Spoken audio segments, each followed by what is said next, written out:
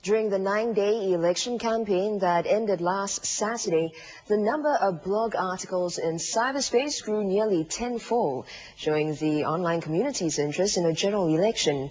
Observers have hailed this as the first election in which the internet had an impact on Singapore's political culture. Fabro Rahim finds out why. Singapore being one of the most plugged-in and internet-savvy countries in the world, it's no surprise that GE 2006 was closely watched and discussed online. One indication before Parliament was dissolved, the number of blog articles on the election was about 20 a day.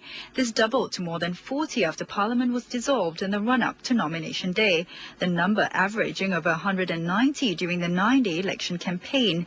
The interest has not waned even after the results, with 195 blog articles posted daily since polling day.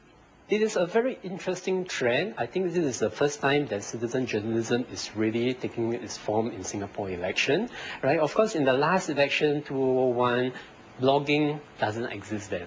Citizen journalism, probably the best expression is through the use of blogs, and it is very prevalent in this election over here, right? Like a lot of people took it upon themselves, right? They feel empowered with technology to go out and report what they see, what they feel, what they hear from each election, giving a very detailed account online.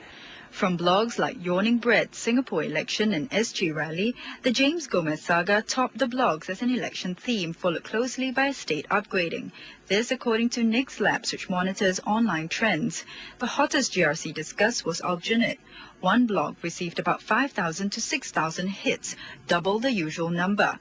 Serious discussion aside, there were also political satires like this one by bloggers Mr. Brown and Mr. Miyagi, which is a parody of the James Gomez affair.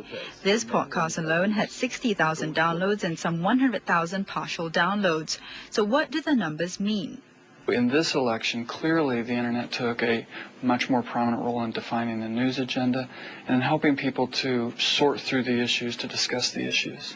So there are these subtle transformations of Singapore's political culture in terms of making politics a little less serious, a little less formal, increasing the ability of people to comment upon it, to add variations on it, to think new, to reformulate policies in perhaps more nuanced ways that hasn't been there before. Political parties also made their presence felt in cyberspace. The People's Action Party rejuvenated its Young PAP website to include a forum to discuss the latest issues, while observers said opposition parties also tapped on the internet, like the Workers' Party and the Singapore Democratic Party. The election may be over, but observers say it's still too early to assess the impact of the internet on the election.